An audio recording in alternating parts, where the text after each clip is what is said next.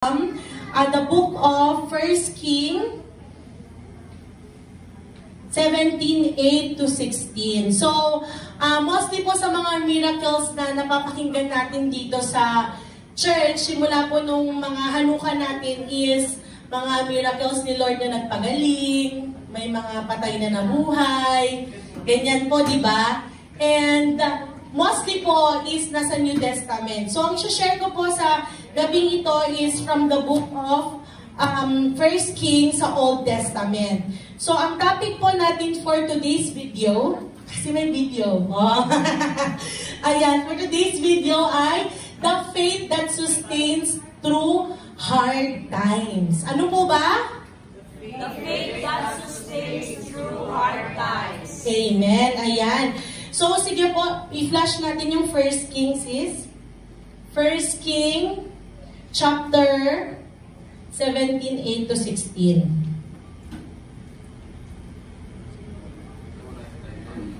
Ayan, so napakaganda po nitong word na to. And habang minumuni-muni ko siya kanina, umiiyak ako.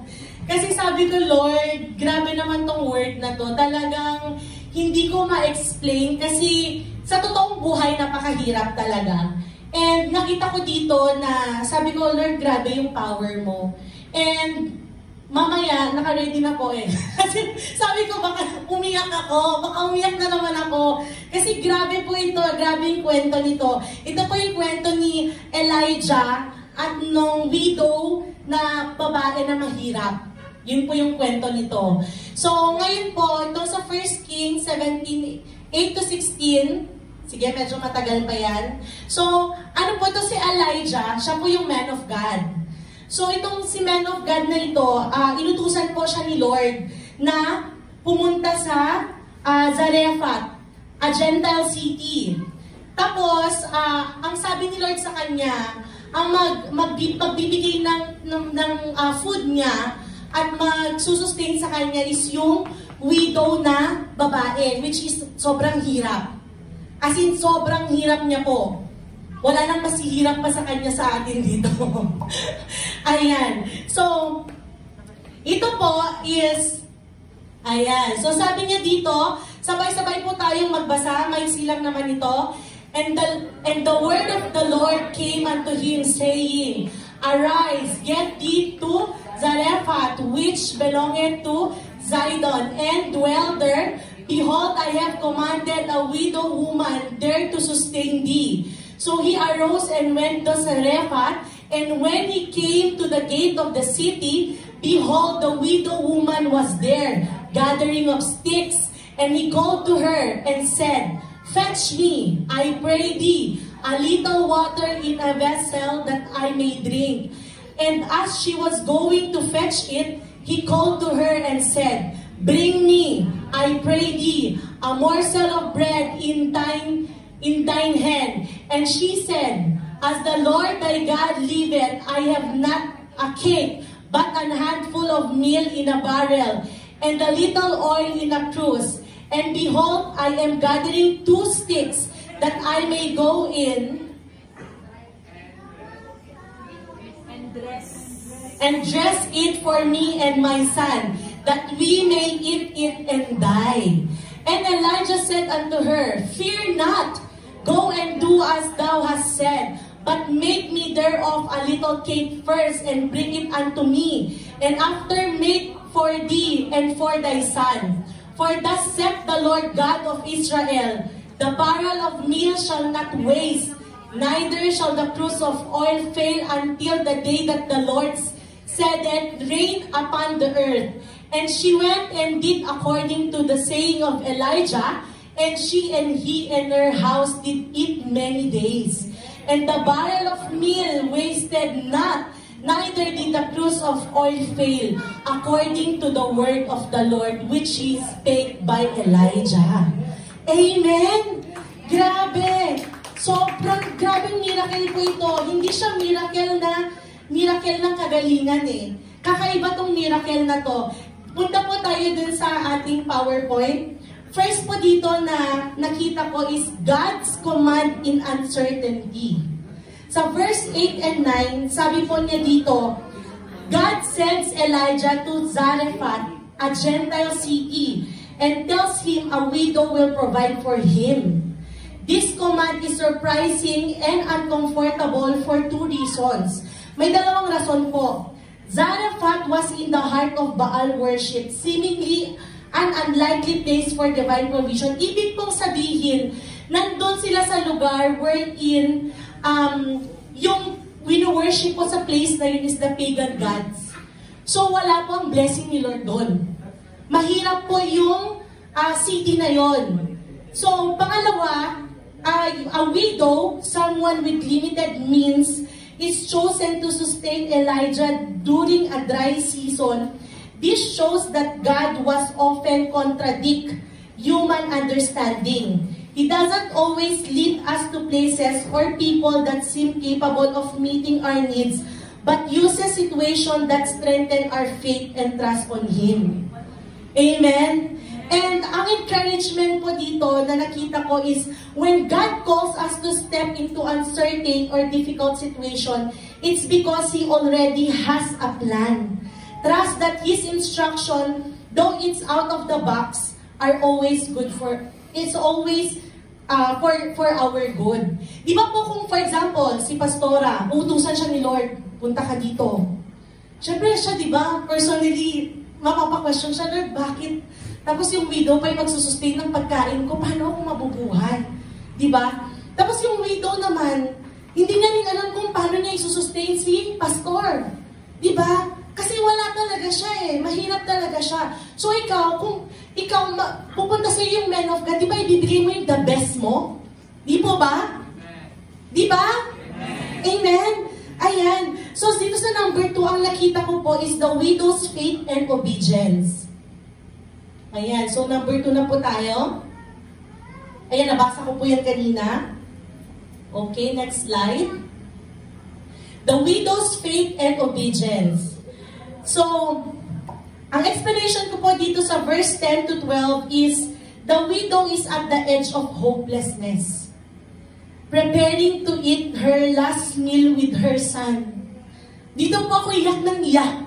Kasi may anak ako eh. So, sinong pipiliin mo, yung anak mo o yung man of God? Di ba in reality, di ba kung dito, sa mundo, Sinong pong pipiliin mo, meron kang last meal sa lamesa? Yung last meal na yun, last na pagkain na ng anak mo, huling-huli na yun. After nyo pong kainin yun, magugutom na kayo ng anak mo. Tapos dumating yung pastor, makikikain. Ipapakain niyo po ba yun sa pastor nyo? Di ba, in reality, hindi. Itatago mo na lang siya eh. Di ba? Kasi para sa anak ko to eh, para sa amin to eh. Kasi widow po siya, wala po siyang asawa. Pero anong ginawa ng widow? Sinerve niya kay pastor. Actually po, grabe ako nang iyak dito kanina eh. Kasi alam niyo po yung buhay ng pastor. Kasi I am a pastor's kid. Hindi po siya madali. Sobrang hirap po ng buhay ng pastor kasi di mo alam saan kukuha ng pangkain, di mo alam kung mabubuhay ka pa the next day, ganyan. May mga times walang may bigay sa amin na baon. Pero alam niyo po, si Lord yung gumagawa ng way na may mag-bless sa amin. At yung mga nagbe-bless pa sa amin, yun pa yung mga wala. Madalas yun pa yung salat. Kaya nung sabi ni Mama, alam mo nang may nagbigay sa akin si sister ganito nung nakaraan. Gulat ako, sabi mo. Hindi ko na-expect tong sister na to nagbibigay sa akin ng halagang ganito kalaki, 5,000. Tapos sabi ko, grabe man, no? Kung sino pa yung hindi mo na-expect, yun pa yung magbibigay sa'yo. Bakit? Kasi yun yung kinausap ni Lord. At very blessed sila. Kasi pag naibigay nila yun at na-release nila yun, grabe ang balik ng blessing sa buhay nila. Amen? So, ituloy po natin. Grabe tong message na to. Hindi ko po ito pinipreach kasi anak ako ng pastor, pero grabe lang tong miracle na to na grabe yung power ng miracle na to, hindi ko ma-explain. Kasi kahit ako po, tamang-tama ako. Kasi itong buong taon na to, alam ko po na ang dami kong pagkukulang kay Lord. Sobrang dami. Pero sabi ko, Lord, bakit kaya ako yung bakit kaya ito yung pipreach ko? Patamang-tama talaga po sa akin to. Financially, kala niyo po, mukha lang akong mayaman. Mukha talaga akong mayaman, sinasabi ng iba, pero financially, broke talaga ako. Pero, God sustained me for the whole year. Amen? So, glory to God. And next po, sabi ko dito, the widow is the edge of hopelessness, preparing to eat her last meal with her son. Yet she listens to Elijah's request for food. Even though it seems impossible to meet his need and hers, this act of obedience and faith is critical. Pag sinabi kong critical, ano yung ibig sabihin nun? 50-50. Critical. Nag-aagaw buhay. Kung may mga kakain pa ba sila, mabubuhay pa ba sila sa mga susunod na araw? Di po ba? Pero nag-fully trust siya kay Lord, kay Elijah. Kasi si Elijah yung humingi ng pagkain At yun yung utos ni Lord kay Elijah. At yung widow, sinunod niya. Kasi pwede naman siyang tumanggi Pwede nga pasensya na, pastor, kasi wala talaga ako, pastor. Talagang last na talaga namin to. Pero hindi Sabi niya, yes, I'm willing.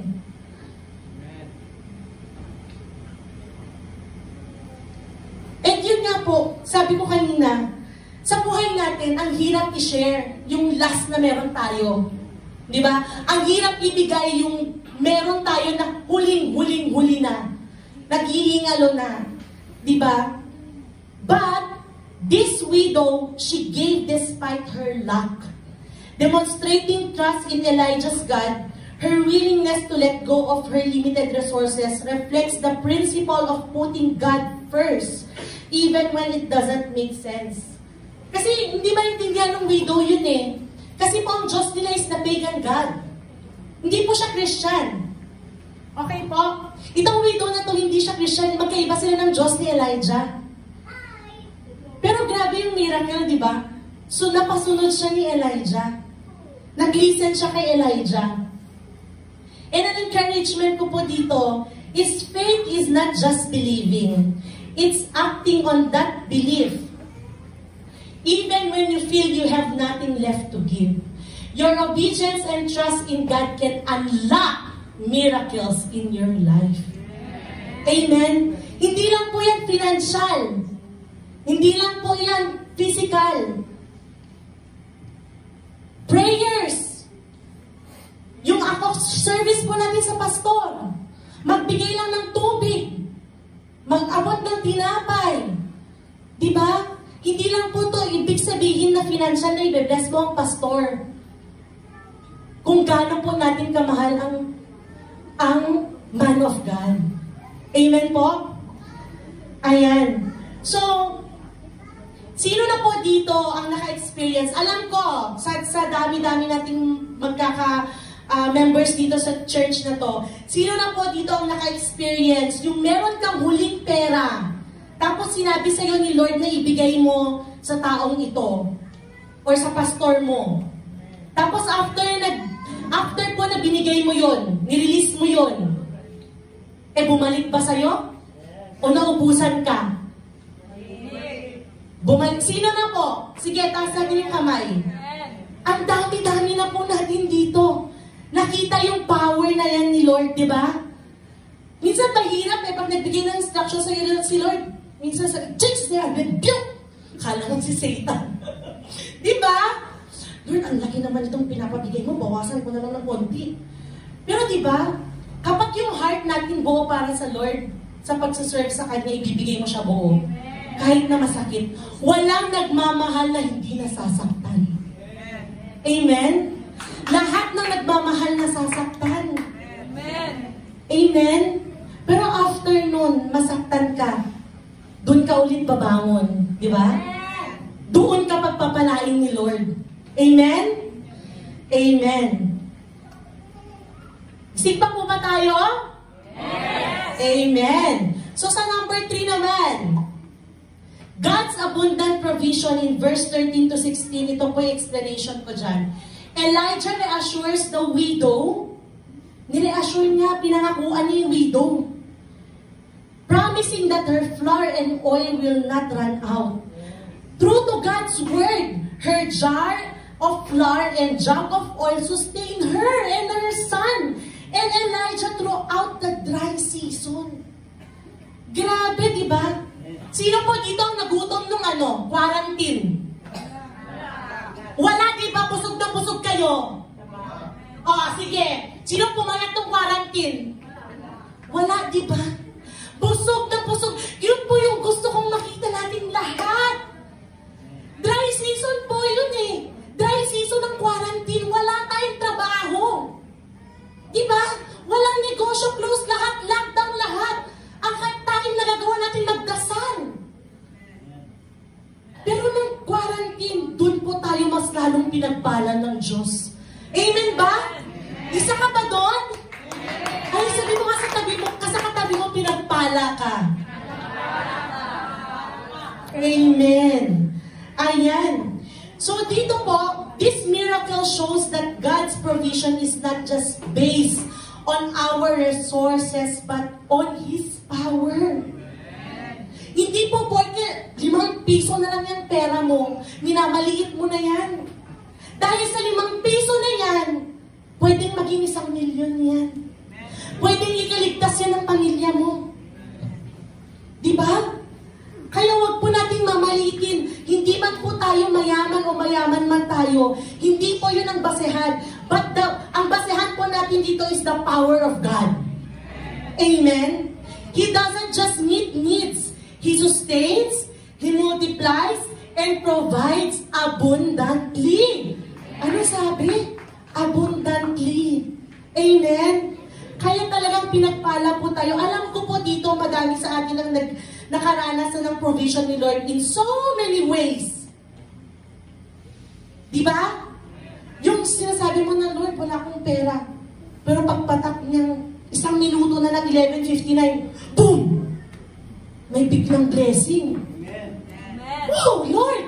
Naranasan po namin yan. Alam niyo po, si Papa, may nakwento siya sa amin, walang-wala po kaming pagkain. Bata pa kami ng elementary. Wala kaming pagkain, wala kaming nakain. Alam niyo po, 11:59, God, may nagdala po ng lechon manok sa bahay. Di ba pa? Lechon manok? Lechon manok sa bahay. Grabe, di ba? Yung wala kang mapakain sa pamilya mo, pero pag niluhod mo yan kay Lord, boom! May lechon manok na, guys. Baka susunod lechon baboy na yan, guys. Tapos may apple pa, di ba? Ayan, so grabe ang provision ni Lord. Grabe po yung sustenance ni Lord. Hindi lang sa amin, hindi lang sa ating mga pastor, kundi sa inyo pong lahat. Kaya kayo nandito kasi pinagpala kayo ng Diyos sa buong buhay nyo. Tama ba? Amen. So encouragement ko po dito is, God is faithful to those who trust Him. When you release what little you have into your hands, ano sabi niya? If you release what? Yes. Gano'n pa kaliit yan? He multiplies it beyond your imagination. Don't focus on what you don't have. Instead, focus on the God who is more than enough. Kasi pag inisip po natin na wala tayong pera, kasi gano'n po ako, nakaka-stress. Bakit dito may bills na naman, may bills, may tawag sa ganito, may tawag sa ganyan, home credit, nag-gano'n, yung credit card and all, sabay-sabay sila, pero woo! Yes, Lord! Laban! Kasi nakaka-stress po kasi ang reality ng buhay natin. Iisipin mo kung ano yung nandyan, di ba? Kaya minsan, yung mga nandyan, natatabunan na natin yung si Lord. Di ba? Nakakalimutan natin sa kababasan natin ng kababasan ng mga bills at bayarin. Nakaganyan na tayo. Hindi na tayo nakaganyan. O diba, tamang-tama po ako dun. Kasi ganun po ako. Kaya minsan kami dumadating na bills, natago ko na siya. Pahala ka dyan sa buhay mo. Mag-ju ka na pa. Judith, kung ano pang shit yan. Ju. Ganun po, diba? In reality of life, masakit man, pero lahat po tayo nabubuhay pa rin kasi in earthly things. So lahat yun, meron pa po tayong responsibility to pay our bills, food and all of that, di ba? But, if tinanggal po natin yan at nag-look up tayo kay God, siya na po ang magbabagsak at magpupukad sa lahat ng bayan natin. Amen? Lord! Diba? Grabe yung faith and trust. Big word. It's a very big word. Sabi ko, Lord, grabe, tamang-tama ako dito sa preaching ko. Parang dapat ako yung nakaupo doon. Kaya nagdala po ako ng kasi baka mamula ako dito. Kasi tinatamaan ako ng sarili kong word. Amen? So, focus on the God who is more than enough. Amen? Amen. So, sa number 4 po, the power of partnership in faith. So, this is very important. Ang explanation ko po dito is Elijah's faith in God. Makinig po kayo ng maigi. It's very important. Elijah's faith in God and the widow's obedience work together. Ano po? Work together. Hindi pwede yung isa lang. Kasi kung hindi sinunod ng widow, yung instruction ni Elijah, hindi po siya mabe-bless. So, dapat work together, dalawa. Amen po ba? Elijah's faith in God and the widow's obedience work together to bring the miracle. Maghihimala lang sa'yo ang Diyos kapag nakinig ka at sumunod ka. Grabe, di ba? Grabe, hindi ka... Grabe talaga to. Neither could have experienced this blessing without the other. Hindi po nila ma-experience yung blessing na to kung wala yung isa. Sa tingin niyo po ba kung yung widow, hindi po siya nakinig, mangyayari po ito? No. Hindi, di ba? At kung sa tingin niyo po si Elijah, hindi siya sumunod kay Lord, mangyayari po ba ito? Hindi. Kaya alam niyo po minsan po sa buhay ng mga pastor, ang hirap po nilang mag-decide. Kasi pag may mga instruction po si Lord sa kanila, minsan ang hirap po nilang sundin yun kasi alam nila na mabigat yun kay sister or kay brother.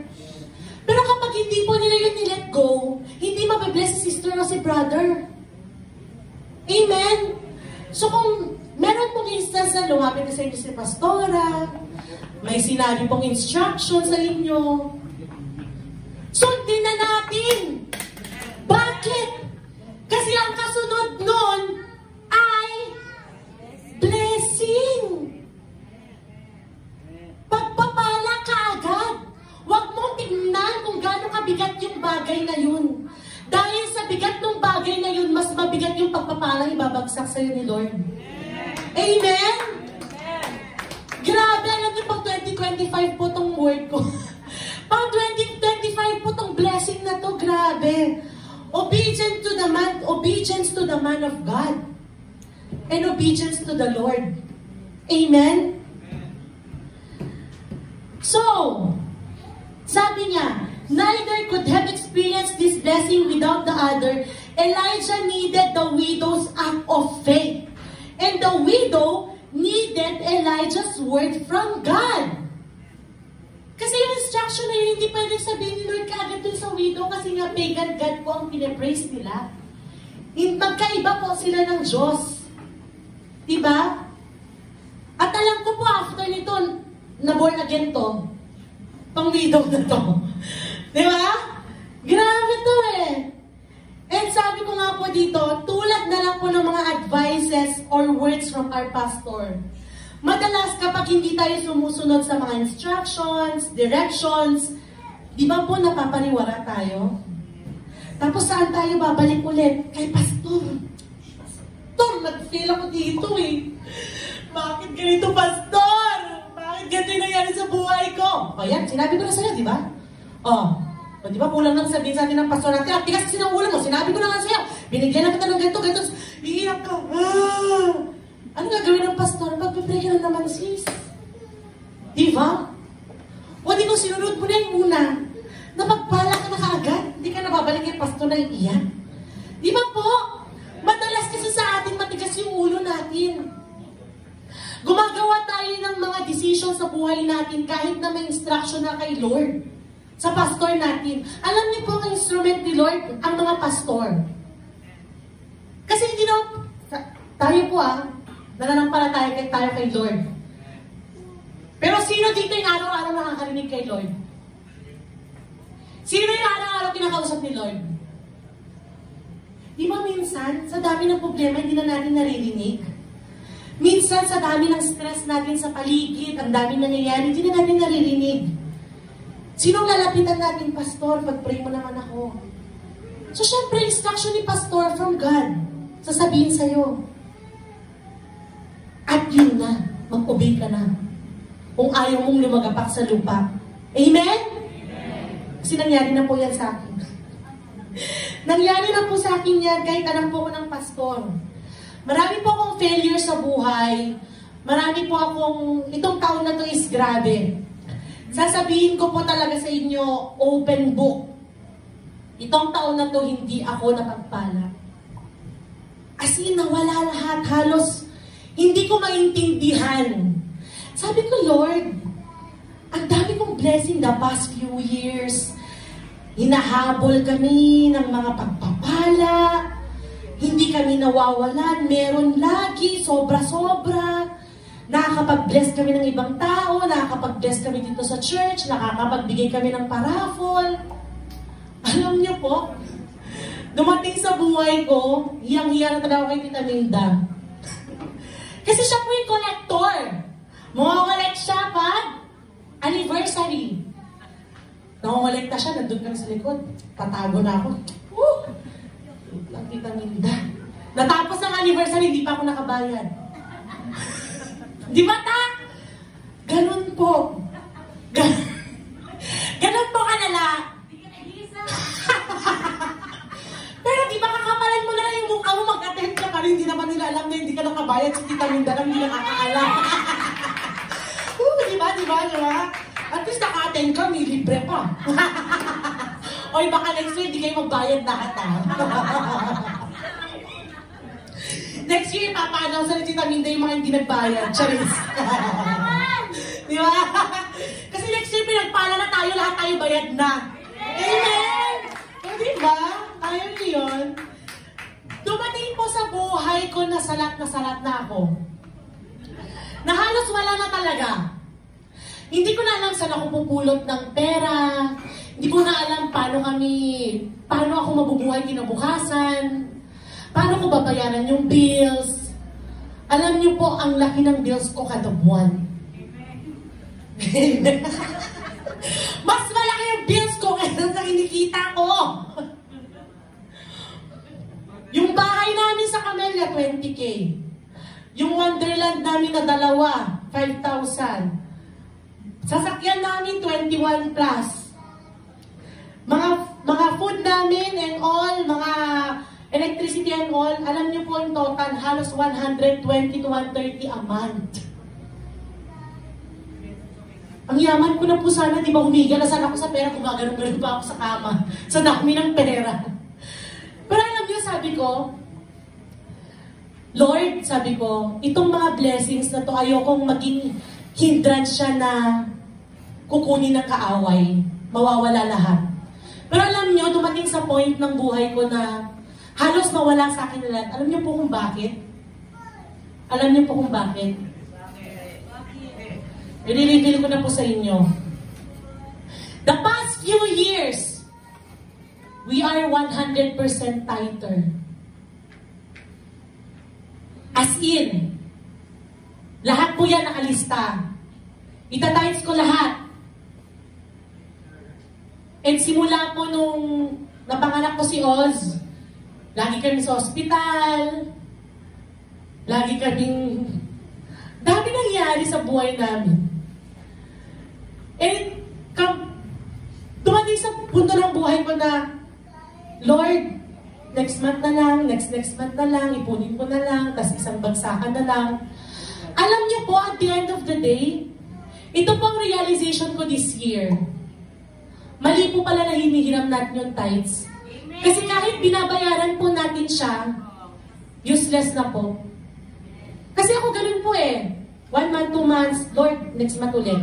2 months. So, babayaran ko siya ng isang bagsakan. Mali po pala yun. And dun po nakapasok ang kaaway sa amin. Kasi wala na po akong connection kay Lord eh. Nawala.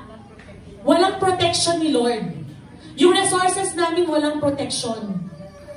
Kasi, alam mo, one time po, pagbaba ko ng hagdan, umupo ako sa couch. Tapos natulala ako. Sabi ko, Lord, alam mo naman, di ba? Alam mo naman kung gaano kadami yung bills. Alam niyo po, para akong nasampal. Sabi po ni Lord sa akin, huwag ka nang magsalita. Huwag kang magrason. Mali. Very audible yung voice. Alam niyo, bigla po akong umiyak. Sabi ko, Lord, sorry. Sabi ko. And alam niyo po, itong buong taon na to, alam ko ito na yung huli. Amen? Alam ko, hindi pa ako nag-iisa. Marami po sa atin, sa mga members ng church, ganyan din po ang nararanasan. Kala niyo po ba, mayaman ako? Kala niyo po ba, okay lang ako? Hindi po. One time, sabi ko kay Lord, Lord, pambili ng gatas ni Oz, sabi ko. Alam niyo po, may churchmate tayo sa likod. Matanda, pero maganda. Bigla niyo ako inabutan ng pera. Alam niyo po, sabi niya sa akin, ang gatas ni Oz. Umiyak ako ng umiyak. Sa loob-loob ko, napakasimple nito, pero bakit ako umiiyak? Alam niyo po, tuwing may nag-aabot sa amin kahit 100, 200, sobrang saya ko. Di ba ang liit na bagay, guys? Pero feeling ko jumakpat ako sa loob kapag gano'n. And alam nyo, doon pinarealize sa akin ni Lord na wala sa akin lahat. Nasa Kanya. Amen? Amen? Kahit na po gaano ang alam niyo yun? Kasi workaholic na ako, halos 24 hours, wala na akong tulog para lang nakahabol ng pambayad ng mga bills. Useless. Kasi nawala pa yung service ko kay Lord eh. And I know I'm not worthy enough. Kaya hiyang-hiya talaga ako kay Lord. Mas lalo na po nung Thanksgiving. Alam niya ni Tita Linda. Iyak po ako ng iyak sa likod. Sabi nga, punta ka na doon. Family. Alam niyo po, hawak ko yung envelope. Nakatitig ako sa envelope. Wala naman akong pera. Nasushoot ko dito sa envelope. Pupunta ako sa harapan, wala naman akong ibibigay. Diba? Parang alam mo yun. And doon ko na-feel na, Lord, sorry. Kasi pati pa Thanksgiving, wala akong maibigay sa'yo. Sabi ko. Kaya bro, nag-GM Sister Doris na good news. Ang good news pa talaga yun. Kasi makakaipon pa ako. Grabe talaga. Kaya alam niyo po, grabe tong buong taon na to. Kaya nung binabasa ko to kanina, umiyak talaga ako. Kasi sabi ko, Lord, parang ang hirap magbigay pag wala ka. Yung paghuli-huli na. Tapos itatights mo pa, di ba ang sakit? Bibilangin mo yung tights. Tapos pagbilang mo ng tights, wala nang matitira sa'yo. Ganun. Pero mali talaga. Mali po talaga na kinukuha yung tights. And yun po yung realization ko itong taon na to. Kaya sabi ko, Lord, next year, I know and I believe this is the start. Na magta-tights na ako sa'yo faithfully ulit. Kasi sobrang hirap po. Sobrang hirap para kang nakakulong sa sitwasyon na hindi ka makalabas. At ang tanging paraan na lang para makalabas ka doon is bumalik ka kay Lord. Kaya Grabe po. Grabe po, sabi ko nga kay Afen kanina, sis, 2 hours ata ito yung word ko. 2 hours ata ito. Kasi alam niyo po, sa totoo lang, dumadating sa punto ng buhay ko na may mga sinasabi si Mama, anak, ganito, ganyan, ganyan. Minsan kasi po, nagmamagaling tayo. Tama ba? Maalam ko na yan. Oo po. Oo ma. Oo na. Ganon. Pero alam niyo po, ang kinakabagsakan ko lang din naman, failure. Kasi hindi ako nakinig sa pastor ko eh. Plus, nanay ko pa. So, naging disobedient ako at saka hindi lang po yung pride. Yun po ang sumisira sa buhay natin, the pride. Buti sana kung nakakain yung fried chicken, fried tilapia, ganun, di ba? Eh hindi!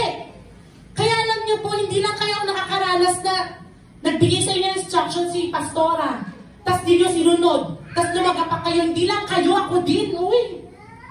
Sama-sama tayo. Pero sama-sama tayo mga tulit, di ba? Kaya makinig na kayo sa pastor natin. Para hindi tayo napapahamak ba? Di ba? Hirap yung, pag napahamak tayo, mahirap yung umahon ba? Di ba? Ang hirap. Di ba? Alam niyo, napaka-thankful na lang din talaga ako sa family ko kasi hindi talaga nila kami binibitawan sa prayers. At alam niyo po kung bakit nandyan kayo sa kinuubuan niyo ngayon? Dahil sa prayer ng pastor ninyo. Hindi po dahil sa inyo. Dahil sa prayer po ng pastor ninyo. Kasi po sila yung nanay at tatay natin. Ang pinapakinggan ng Diyos, yung prayer po ng mga nanay. Biblical po yan. At yung iniyak ng nanay. O matakot ka na pag iniyakan ka ni pastora kay Lord, golpe ka na. Kasi nangyari sa akin yan. Iniyak ako ni Mama kay Lord. O yun, nanggulo-gulo yung buhay ko. Pero okay lang. I'm back in track. I'm finished race and find a good fight of faith. Ganon. Diba? Kala nyo hopeless na. Uy, hindi pa. Uy. Amen! May panahon pa para magbago. Amen. So sabi ko dito, this reminds us that God often uses community and partnership to accomplish His purposes. God uses our pastors to accomplish His purpose in our lives. We're not called to join in faith alone. Sabi mo nga sa katabi mo, hindi ka nag-iisa. Meron tayong family. We are family. Amen? Amen. We are not called to join in our faith alone. We have our pastors and leaders and our members. Amen? Kung di nyo masabi sa pastor ninyo directly, o i-voice over na niya, messenger, pastor, ganito, pastor, ganito, ganon. O i-voice over nyo na lang, di ba? Tapos send nyo sa kanya diretso. High-tech naman na tayo ngayon. Amen? So, encouragement ko po dito sa lahat is, surround yourself with people of faith who will encourage and challenge you to trust God. Together, you can experience God's miraculous power in ways you could not be alone. And in ways you could not imagine. Amen? Ano sabi niya? Surround yourself with people na? Amen. Kasi kung sinurround po natin yung sarili natin sa labas, sa mga hindi tamang tao, mas lalo po tayo malulugmok. Wala pong mangyayari sa buhay natin. Alam niyo po sa totoo lang, sa dami po ng mga duman sa buhay ko. Ang lagi kong sinasabihan, kasi medyo, na kami ni Mama medyo naiyanan ako sa kanya lumapit, ganun. Pero best friend talaga kami ni Mama ever since. Talaga, pinapaligaw ko pa ngayon gano'n kami ka-close. Tapos alam niyo po, ang sinasabihan ko talaga, si Ate El, umiyak ako sa kanya, hindi sa mga friends. Alam niyo kung bakit? Hindi sa friends. Simula akong friend. Hindi, kasi hindi silang tamang tao. Diba? Pag nagsabi ako kay Ate El, mag-share din siya. Mag-share si Kuya David. Tapos maya-maya, o diba, may masmasan na ako. Kaya ilapit po natin yung buhay natin sa mga tamang tao. Especially to our pastors. Amen. Sila po dapat ang unang nakakaalam kung ano pong nangyayari sa buhay natin. Dapat updated po sila. Okay? Chika minute, update our pastor, ganun. Totoo po yun. Kasi bakit? Pag may nangyari po sa atin, ang unang-unang masasaktan yung pastor natin. Diba? Pag hindi po tayo naging successful, ang unang-unang malulungkot yung pastor natin. Diba? Sino po unang magiging masaya kapag nakapasa ka ng board? Yung pastor mo. Kasi siya po number 1 na nananalangin sa'yo. Diba? Sino ang masaya kapag gumaling ka sa sakit mo? Yung pastor mo kasi siya nananalangin sa'yo. Hindi naman yung kapitbahay mo, diba? Kaya punta na po tayo sa application. Kasi baka bukas ako matapos dito. Ayan, so punta po tayo sa application. Number 1. Trust God completely. In times of difficulty, resist the urge to panic. Yun nga sabi ko sa inyo kanina, di ba? Pag dumadating na yung mga bills, ganyan. Nandiyan na lang tayo. Yung mata natin dumikit na dun sa bills. Di ba? Sabi niya, resist the urge to panic. Instead, place your faith in God's ability to provide. His ways are higher than ours and He is always faithful. And that is Isaiah 55:8-9. Ano sabi niya? For my thoughts are not your thoughts, neither are my ways your ways, declares the Lord. As the heavens are higher than the earth, so are my ways higher than your ways, and my thoughts than your thoughts. Yung iniisip natin, iba yung isip ni Lord. Diba?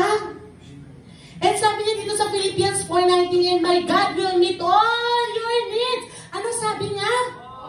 All. Lahat. Walang exemption. Lahat. All your needs according to the riches of His glory in Christ Jesus our Lord. Amen? Kaya kung dumadating po tayo sa buhay na sobrang dami na po nating problema, ayan, perfect po para sa atin yung mga yan. Isaiah 55:8-9 and Philippians 4:19. Di ba memory verse po natin yan, Philippians 4:19? This verse assures us of God's abundant provision for our needs, grounded in His unlimited resources and glory. Anong sabi niya? Unlimited. Unlimited yung kayamanan ni Lord. Di na uubos, sana all. Siyempre kasama tayo dun kasi anak niya tayo. Diba? Kaya sabi mo sa katabi mo, mayaman ka. Yan. So this passage reminds us that God, yung mga nagsabi na mayaman ka, mag-amen ka, wag mo i-resist yan. Practice yan sa church. May mga millionaire sa church. Malapit na maganap. Amen. Amen. So this passage reminds us that God's wisdom and plans far exceed human understanding, encouraging us to trust Him fully. Amen? So number 2, obey promptly. When God speaks, act without hesitation. Ano sabi? Act without hesitation. Delayed obedience can block the blessings He has prepared for you. So pag delay ka nag-obey, wala na na-hold na yung blessing sa'yo. Ganun po kasi tayo mga Christian, Lord, wait lang. Isipin mo munang maigi, Lord, wait lang. Pag-aralan ko muna, ha? Saglit lang, imuni-muni ko muna. Mali po pala yun. Dapat, agad-agad, para walang delay yung blessing. Yung blessing sa'yo na dapat mangyayari ng isang araw lang, aabot ng isang taon. Gusto niyo ba yun? Diba ayaw natin yun? Kaya dapat, we obey instantly. No delays. Amen? So sabi niya dito sa Deuteronomy 28:1-2, alam niyo na po yan, memory verse? And if you faithfully obey the voice of the Lord your God, being careful to do all His commandments which I command you this day, The Lord your God will set you on high above all nations of the earth, and all these blessings shall come upon you and overtake you if you obey the voice of the Lord your God. Meron siyempre kondisyon. Hindi ka pwedeng pagpalain kung walang kondisyon kasi walang nagmamahal na walang kondisyon. Tama? Tama sa mga nagmamahal dyan. Diba? May kondisyon. Maging faithful ka, maging loyal ka. Oh, diba? May kondisyon lagi. At kapag sinunod mo yung kondisyon, i-overtake ka. I-overtake ka ng pagpapala na hindi mo inaasahan. Amen? So sa number 3, give generously especially to the man of God. Amen? Alam niyo po, ay sige, basahin ko muna. Don't hold back from giving to God or helping the man of God. Even when resources are limited, your generosity can be the seed for a miracle. Ano sabi niya? Can be the seed for a miracle. Amen? Alam niyo po yung example ko sa inyo. Diba, every year po, meron tayong birthday celebration kay Pastora. Every year, meron tayong Pastor's Day. Pero itong taon na to, ang sabi ni Pastora ay walang magse-celebrate ng birthday niya. Walang magbibigay sa kanya. Diba? Sabi niya po. Pero alam nyo, may mga matitigas ang ulo, pero obedient kay God. Oh, matigas yung ulo nila kay Pastora, pero obedient sila kay God. Nagbigay sila kay Pastora. Oh, for sure, na-bless sila. Amen? Alam niyo po kasi, minsan, may mga sinasabi si Pastora na, alam niyo po kasi pag financial, medyo, si Pastora dyan eh, medyo ayaw niya po yung mga ganyan. Kasi, si Pastora po talaga is, ayaw yung ginagalaw yung pera ng church, ganyan. And alam niyo, sobrang blessed lang po talaga nitong church na to, itong ministry na to. Kasi alam niyo po, yung dapat para sa man of God, napupunta pa rin po para sa services ng mga church, ng church natin. Kaya we are very blessed. Dahil kung ano lang po talaga yung binibigay sa kanya ng church, yun lang po yung ginagastos niya. Kaya alam niyo po, sa totoo lang, yung pag-celebrate po natin ng Pastor's Day every year, napakalaking blessing po nun sa church. Naging open heavens po ang church simula nung nagpa-Pastor's Day tayo. Ay, parang hindi kayo napagpala simula nung Pastor's Day. Pag nag-ibigay pa kayo kay Pastora, kinabukasan niya, naging mahirap na kayo? Di ba hindi? Alam niyo po, kapag nag-bless tayo ng man of God, hindi man yan si Pastora, ibang man of God man yan, mga pastors, missionaries, alam niyo, ipepray niyo yung sarili ninyo. Kasi hindi nyo kakayanin yung blessing na may bibigay sa inyo ng Diyos. Amen? Amen. So sabi nga dito sa Timothy 5:17-18, let the elders who rule well be considered worthy of double honor. Ano po?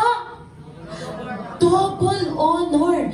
At yun ang ginawa ng widow kay Elijah. Double honor. Kasi kakainin niya na lang, isusubo niya na lang, ibibigay niya pa sa man of God. Grabe tong miracle na to as in. Di ko siya ma-explain. Diba? After nung meal na yon, nag-overflow yung jar at yung flour. Hindi siya naubusan. It's a dry season na yun, nagugutom ang lahat, pero siya, yung mayaman. Gusto mo ba yun, sis? Lahat umihirap, ikaw lang yung mayaman. Grabe, di ba? Grabe talaga to. For the scripture says, you shall not muzzle an ox when it treads out the grain, and the laborer deserves his wages. Amen? So sa number 4 na po tayo, kasi baka matapos po tayo sa third day ng ng anuhan natin. Okay, number 4. Lean on others. Share your journey of faith with others. Partner with people who will pray with you, believe with you, and walk with you in obedience. Hindi yung mga taong wag mo na sundin yung pastora na yan. Ano ka ba naman, sis? Susundin mo pa ba yan, si pastor? Ano ba yan? Wag mo lang sundin yan. Alam mo, sundin mo kung ano yung nasa puso mo, sundin mo. Kung ano yung nasa puso mo, sundin mo. Sabi niya sa'yo, di ba? Pag may nagsabi na po sa inyo yun, i-ano niyo na agad, I rebuke the Satan, Jesus. Sabi niyo na sa kanya agad. Para hindi na kayo mapasukan. Ayan. So, ilapit po natin yung sarili natin sa mga taong kasama natin mag-o-obey kay God. Amen? Sabi niya sa Matthew 18:19-20, again, I say to you, if two of you agree on earth about anything they ask, it will be done from them by my Father in heaven. For where 2 or 3 are gathered in my name, there I am among them. Di ba kasama po natin sa prayer yan? If there are 2 or 3 gathered in my name, I am in the midst of them. Di ba? Eh kung isa ka lang, mahina, sis. Mahina. Di ba? O, sa mga nag-a-attend ng intercession, yung mga pinagpe-pray ba natin sa intercession, hindi nangyari? Nangyari! Nakapasa yung si Emil. Sino pa yung mga nakapasa na nag-exam? Nakapasa lahat ng pinag-pray. Ano pinakamalaking miracle ng taon na to? Sa intercession natin. Sige nga. Ha? Si Jeb. Yung healing niya. Cancer-free. Cancer-free. Grabe, di ba? Lahat tayo nagagala. Bakit? Kasi hindi lang isang nagdadasal, kundi lahat tayo. The more, the merrier. O, diba? Mas masaya tayo pag marami tayo.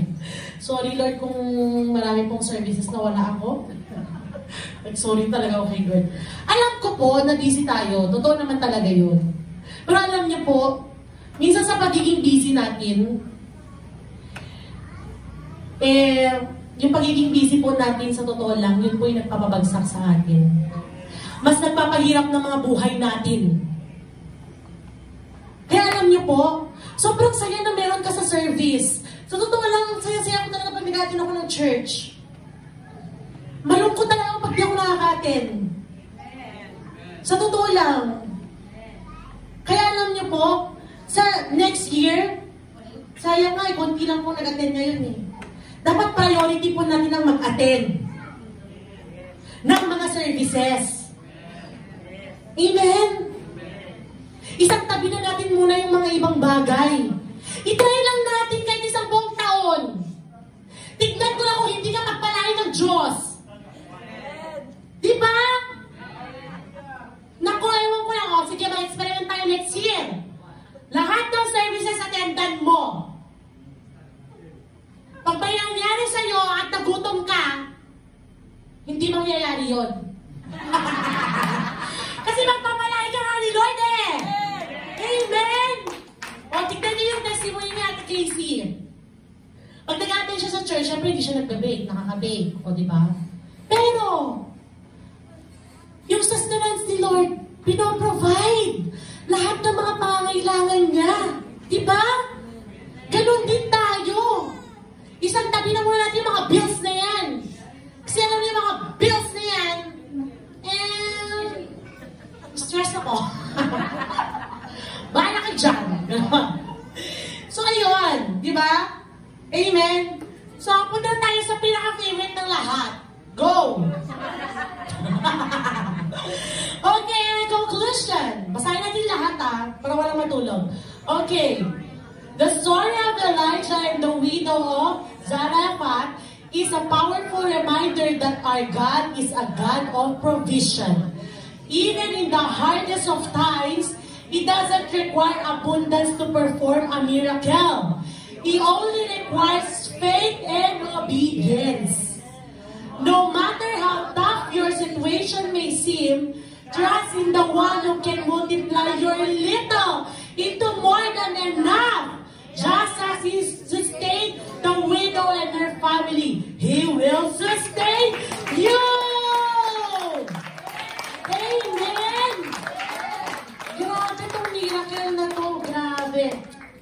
financial, spiritual, lahat. Grabe, overflowing. So ito, tayo po tayong lahat. Okay, hindi ko na ito nilagay dyan. Sundan niyo po ako. Taas natin ang ating mga kamay. Lord, we declare this today. Sundan niyo po ako, ha? I will trust God. I will trust God In my difficulties. in my difficulties Because He is my abundant provider. because He is my abundant provider. I will obey I will obey even when it doesn't make sense. even when it does not make sense. Knowing that my faith opened the doors to His miracles. Knowing that my faith will open the door to His miracles. My God is faithful, My God is faithful, and I will not lack any good thing. and I will not lack any good thing. Amen. Thank you, Jesus. Hallelujah. So take this by heart. Take this by heart, brothers and sisters.